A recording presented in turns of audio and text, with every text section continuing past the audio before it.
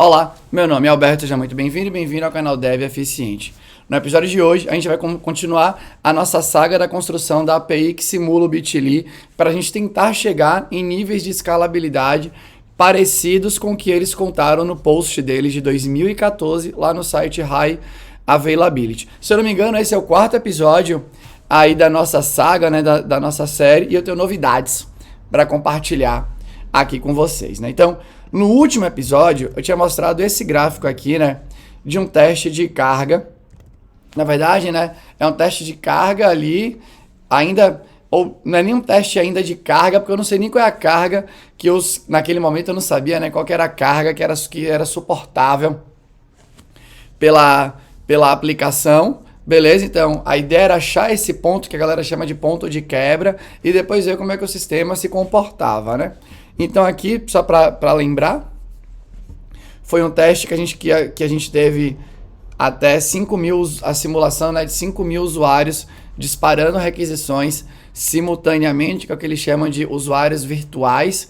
E basicamente, só para ficar claro que aqui é um usuário virtual, é uma thread lá que vai rodar em alguma das máquinas virtuais que eles criam para disparar requisição contra a API e fica ali, né, basicamente no loop infinito, disparando requisição durante um determinado intervalo de tempo. Então, ali, se eu não me engano, esse daqui, né, foi um teste que foi progressivo.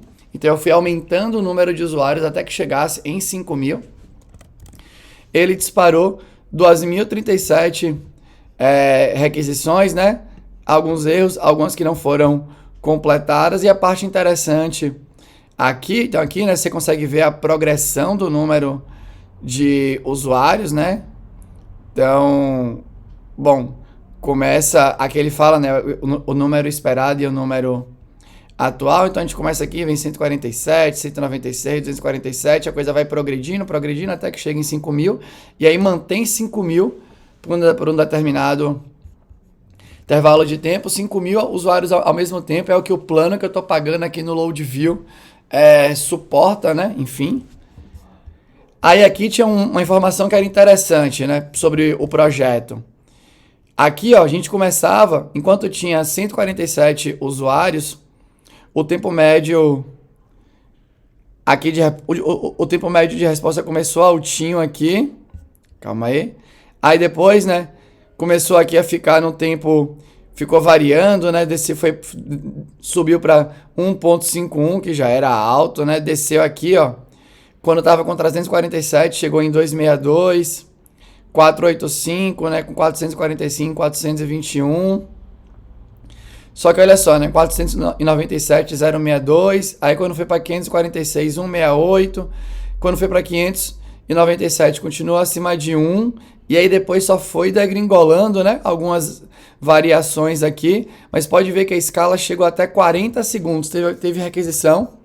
Se for pegar aqui, né, a requisição mais lenta de todas, demorou aqui 38,57 segundos de média, quando estava com 5.000 usuários ao mesmo tempo. Aí depois chegou a baixar para 35, né, com 5.000, depois o tempo médio ficou em 36, mas percebe que ficou, obviamente, né, aqui é aquele negócio da performance, né? No caso aqui, escalabilidade, que é você tentar manter um requisito de performance interessante com o passar do tempo. Qual que é a ideia, geralmente, quando você pensa em escalabilidade, né? Quando você tem, né, o tempo de resposta para um usuário, você quer manter, né, quando você estiver num pico de usuários simultâneos, você quer tentar manter algo próximo disso. Geralmente, você obviamente, aceita uma variação desse tempo, mas nada que desestruture completamente a experiência de utilização do seu serviço. E aqui, obviamente, temos um caso tenso, né? Se eu não me engano, lá no Bitly, eu estou trabalhando com requisito com um tempo de duração de requisição, né, de ida e volta, considerando que eu fiquei vindo pelo navegador, né, os redirects do Bitly, entre 0.3 e 0.5 segundos aí, né, 500 milissegundos, 400 milissegundos e tal. E, obviamente, aqui a gente está bem além. E aí, depois que eu fiz isso, falei, beleza, né? Já entendi aqui, né, que quando vai chegando aqui, quando vai se aproximando aqui, ó, vai chegando, vai subindo, vai ficando ruim, né? E aí aqui, obviamente, tem aqui, né, desde 500 e poucos aqui, né, já ficou ruim. Em outro teste que eu tinha feito, a partir de mais ou menos 1.000 usuários simultâneos, o tempo ia lá pro teto. E aí eu tô tentando usar aqui a nossa playlist, não para eu resolver de fato a parada, e sim para eu investigar, tentar investigar os motivos, tentar entender, né, fazer um troubleshooting de maneira interessante ali, para tentar sacar. Para tentar, quando eu for tentar corrigir, né, corrigir atacando o ponto certo do problema.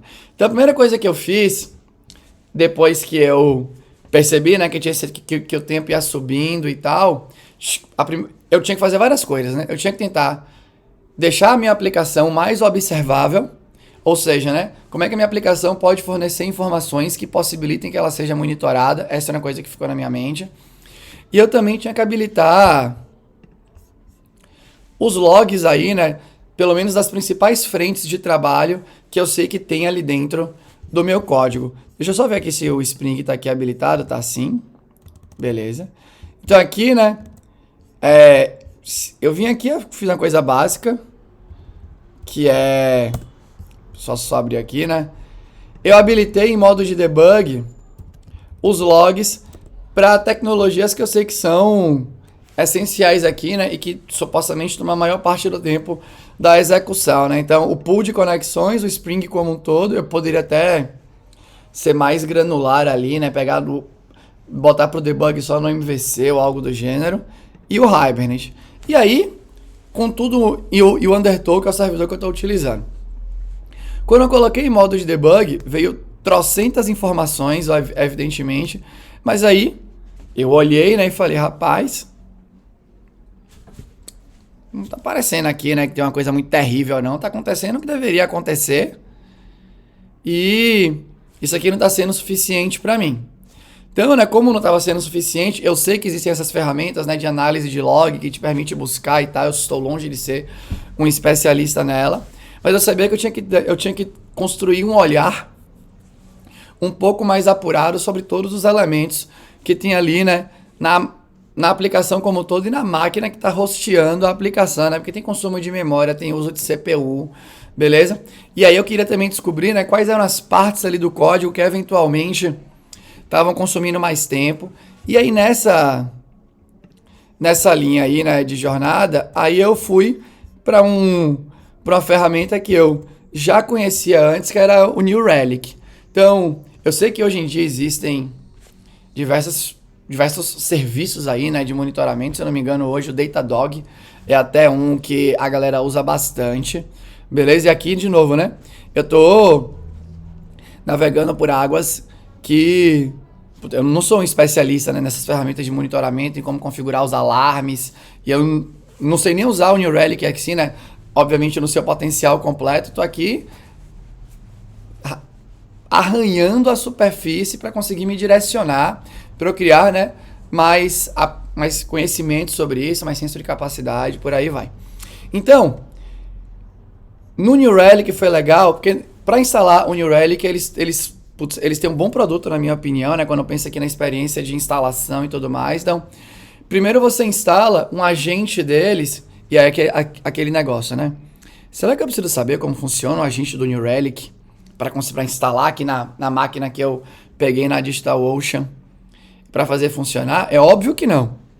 Ele instala um agente, você sempre pergunta assim, velho, você sabe como é que é construído esse agente e tudo mais? Rapaz, não sei nem qual é a linguagem que ele roda lá para executar, quando eu executo lá o curl dele, que ele roda um bash lá, que baixa as coisas, executa, eu nem fui ver, que eu não queria nem saber. Pelo menos nesse momento, né? Eu não achei que era necessário. Mas basicamente, ele extrai um monte de informação de arquivos de log que ele encontra em função da arquitetura aí em geral, né? Do seu computador, do sistema operacional aí que você está utilizando e tal. Então eu instalei esse primeiro agente. Essa é a primeira coisa. A segunda coisa ali, né, que é importante, era instalar o agente do New Relic, que fornece mais informações especificamente sobre o código, né, sobre a aplicação rodando, né, que é o tal do APM ali. Por quê? Por que eu precisava, né, do APM, do Application Performance Monitoring, ou Management, tudo mais? Por que eu precisava ali? Que eu queria ver como é que estava a execução do código em si e tudo mais. E aí, foi bem legal para ter uma visão mais clara do que estava acontecendo. Ó. Ele já vem com os alarmes pré-definidos. Então, por exemplo, um dos alarmes pré-definidos que tem é esse daqui, né? Se você tem o seu processador rodando, a sua CPU sendo consumida, né, em um nível X por um intervalo de tempo Y. O default dele é, se o resultado vier acima de 85% por 5 minutos seguidos, ele avisa que você está com alto consumo de CPU. E aconteceu, ó. Brup! Chegou no talo a CPU da máquina original que eu tinha pego. Aí depois que o teste acabou, né, diminui, obviamente, depois que eu rodei de novo o teste, subiu. Esse era um sinal legal. Putz, então quer dizer que talvez a configuração da máquina ali, obviamente, não estava sendo suficiente para rodar. E, para isso ficar ainda mais nítido, tem esse aqui que é legal. Na hora que você bota o agente, né? O agente do New Relic é um que ele chama aí, né, de Java Agent. Basicamente é um interceptador, né, de carregamento de bytecode que instrumenta o bytecode de diversos frameworks, né, e tecnologias que você tem dentro do seu projeto para fornecer informação para o New Relic. A instalação é, na minha opinião, tranquila, né? Eu tive que instalar baixando o zip, né, desempacotando o zip, configurando a parada, porque na hora que eu tentei instalar, né, pelo script dele de instalação padrão, ele estava dizendo que não estava reconhecendo o Java, mas eu confesso que, enfim, né, meu Java estava instalado, o path estava lá, quando eu rodava Java e Javac na linha de comando, Javac, né, na linha de comando, estava lá, e eu preferi não investigar mais profundamente qual era a coisa que eu estava errando, e eu baixei a parada, unzipei, configurei e botei para rodar de boa. Mas olha que legal aqui, né? Aqui você tem, né, para uma requisição, a distribuição dele de tempos de execução da parada, né? Então aqui, ó, você tem aqui, né? O meu teste aqui era do redirecionamento. Então eu fiz aqui fiz uma requisição para esse endereço /id aqui, que é um get. Então ele tem aqui a execução do método do controller, quanto tempo demora, né? Quanto tempo ele ficou pegando conexão no pool de conexões, quanto tempo ele ficou inserindo os headers, né? Que eu fico guardando ali as informações do clique, né? E aí tem uma inserção de coleção, porque você tem o clique é de um link, esse clique tem vários headers que vêm na requisição em função do cliente que está fazendo, né? Gerando aquele clique. Então, tem esse verdinho aqui e tem coisas que são específicas do Spring. E aqui ele te dá, né? Ele decompõe ali a parada para você ter uma visão. Então, para uma requisição aqui, né? Pensando aqui na média, ele fica 44% do tempo executando o redireciona, mas isso equivale a 73 milissegundos. 25% do tempo pegando conexão, né? Isso aqui é, se você for pensar, né, uma parada pesada, né? Isso é 25% do tempo ele está buscando a conexão do pool de conexão para fazer o que eu preciso fazer ali, que é fazer um select e depois eu tenho que fazer, né, vários inserts.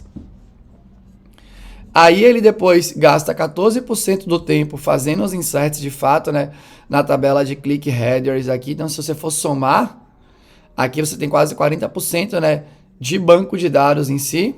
E o resto aqui das paradas, ó, quase tudo do Spring, e depois tem um insertzinho rapidinho do clique em si, que é uma entidade ali, né, que eu insiro no banco de dados. Mas se você for ver, o tempo de execução não tá bizarro. Aqui, né, para essa parte aqui, a gente teve aqui, né, uns 154 milissegundos por requisição no intervalo para 19 mil transações aqui. E aqui a gente teve no outro aqui 459 milissegundos por requisição para 2.696 transações. Então, o tempo da requisição em si não é que estava meio bizarro quando ia subindo o número de usuários virtuais, né, fazendo a requisição contra a aplicação. Então, não era Ainda não é nesse momento, né, que o código está sendo o seu grande calcanhar de Aquiles. Qualquer mudança que eu fizesse no código, não necessariamente ia me fazer andar melhor. Beleza? Pode ser que mais pra frente a gente precise fazer isso, mas ainda não parece que é o caso aqui. E aí quando você junta aqui, ó, quando você vem aqui para CPU, aí acho que esse foi um insight importante, né? Putz, a máquina que eu peguei é a máquina que a DigitalOcean... Deixa eu ver se eu tenho aqui explicando, né? Ah, eu fechei aqui a página da DigitalOcean. Mas é a máquina da DigitalOcean que eles chamam de shared coisas lá, né? Então, ele explica que é para sites muito piquititicos, né? Blogs e tudo mais. E a minha máquina tinha, nesse conceito deles de shared aí, tinha 2 GB de memória, que funciona no talo, né, para uma aplicação web ali com Java, Spring, no modo normal ali, não no modo que o Spring agora já oferece, né, da Graal VM, o boot da parada é super enxuto, né, que você já faz a compilação à frente do tempo, por aí vai. Por sinal, eu acho que vale até em algum momento pensar em utilizar desse jeito para ver os efeitos aqui também, obviamente. E tinha uma CPU, um processador só aí, né? Um núcleo só para processar as coisas. E aí, tava chegando um monte de requisição, entrando, a máquina, né, aceitando um monte de requisição TCP, que tava caindo, obviamente, né? Lá no meu Undertow, que é a aplicação servidora que está recebendo as conexões, né, que direciona para dentro do meu código e tudo mais, e simplesmente a máquina não estava aguentando. A lentidão, na minha interpretação, obviamente, não estava vindo prioritariamente que meu código não era capaz de suportar, né? E óbvio que meu código, de novo, tá tudo síncrono, tem coisas ali que claramente podem ser assíncronas. A busca do link, eu posso não bater no banco de dados e buscar de um cache ou algo do gênero, eu posso fazer tudo isso. Mas não parecia que essa era a grande dor. A grande dor era simplesmente que minha máquina era muito, muito ruim. Beleza? Então, e aqui você cai, né, numa solução que é muito básica, que o povo já usa bastante, que é: eu posso simplesmente ter várias máquinas para suportar, né, a carga aí de trabalho, né? Eu posso provisionar de maneira antecipada, eu posso tentar fazer carregamento sob demanda e tudo mais. E essa parecia ser a solução. E aí, para testar um pouco isso, o que foi que eu fiz? Eu fui na DigitalOcean e criei e pedi uma outra máquina, que eles já chamam lá, né, de CPU dedicada.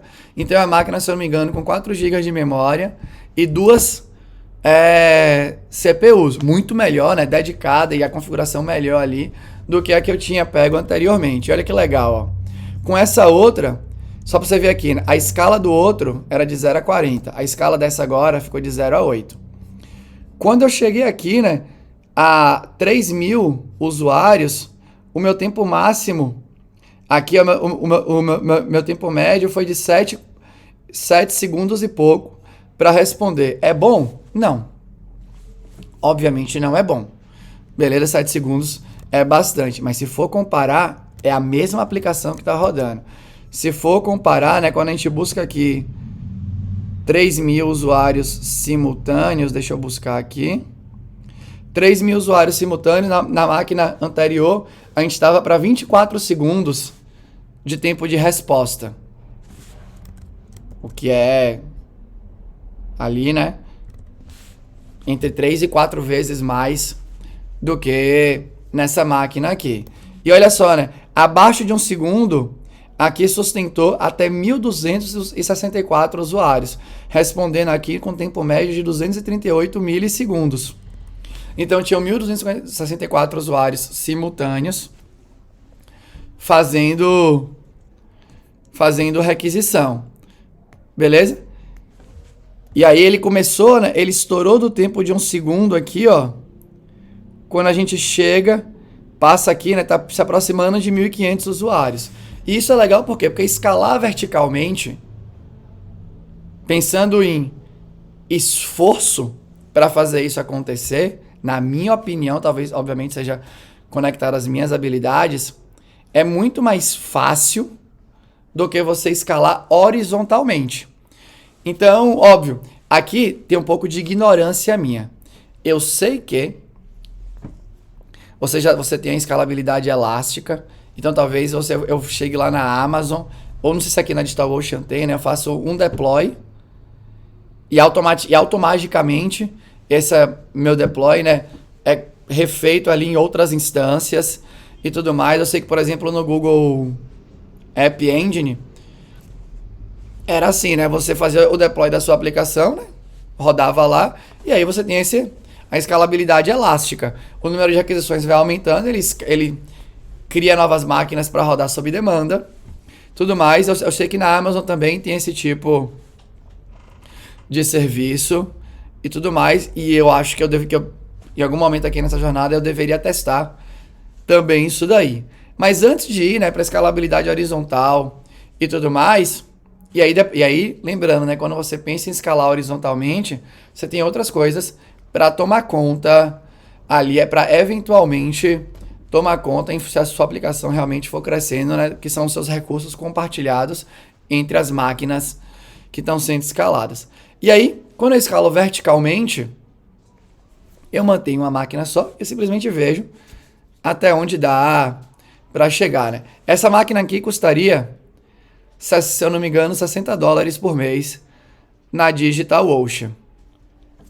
Para uma empresa grande, eu nem acho que $60 por mês deve ser um valor absurdo, né? Quanto é que deve ser a máquina mais ultra mega power miseravona da DigitalOcean? Sei lá, vou chutar. $1.000? Vamos ver aqui rapidinho, né? A máquina mais absurda aqui, que pelo menos eu tô vendo aqui na DigitalOcean, é essa Storage Optimized aqui, que custa $2.000 o mês. $2.000 o mês, eu não sei, por exemplo, quanto custaria uma infraestrutura. Aí aqui tem que fazer esse tipo de brincadeira, né? Quanto custaria a infraestrutura para você ficar escalando sob demanda, né? Ao invés de provisionar antecipadamente e tal, tem que botar na ponta do lápis. E eu nem sei se eu precisaria disso tudo. Mas o que é legal? Dá para eu ir trocando a máquina e ir rodando o teste. Porque eu consigo ter uma visão rápida, uma visão interessante, né? De qual que seria a configuração dessa máquina, que eu não precisaria mexer em nada no meu código, não me preocupar com nada e ter a parada chegando até onde eu quero. Então, acho que isso, enfim, né? É um estudo interessante aí. Uma outra coisa que eu fiz também aqui no cenário aqui, né? Foi utilizar de maneira legal também o K6. Então, como é que foi aqui a minha progressão o tempo inteiro, né? Primeiro, eu rodava o K6, que é a ferramenta de teste de carga e estresse, que tô achando muito, muito legal, né? Muito fácil de utilizar ali, no sentido de faço ali meus scripts em JavaScript e tudo mais. Então, eu sempre rodo da minha máquina contra o servidor. Então, eu rodo da máquina contra o servidor para ter uma primeira noção. Aline, só qual que é o problema? A minha máquina tem limitação aqui, né? Tem várias coisas rodando ao mesmo tempo e tudo mais. Tem a minha internet estável e tal. Mas dá pra ter uma ideia. E aí depois eu vou rodar no Load View, né? Que é o SaaS que eu tô utilizando para fazer os testes de carga e estresse. Mas deu pra ver claramente que talvez eu não precisasse mexer no código ainda, né? Então, e aí é difícil analisar esse custo. O que custa mais? Ficar alterando o código para tentar tirar espremer cada milissegundo ali. Ou eu vou subindo ali a máquina e de novo, né? Nesse momento, a máquina em si estava sendo mais gargalo do que necessariamente meu código. Pode ser que chegue uma hora que, não chegue em 100% de CPU. Então a CPU fica num limite interessante. A memória aqui já resistiu bem, né? A memória aqui não entrou em risco nessa nova máquina.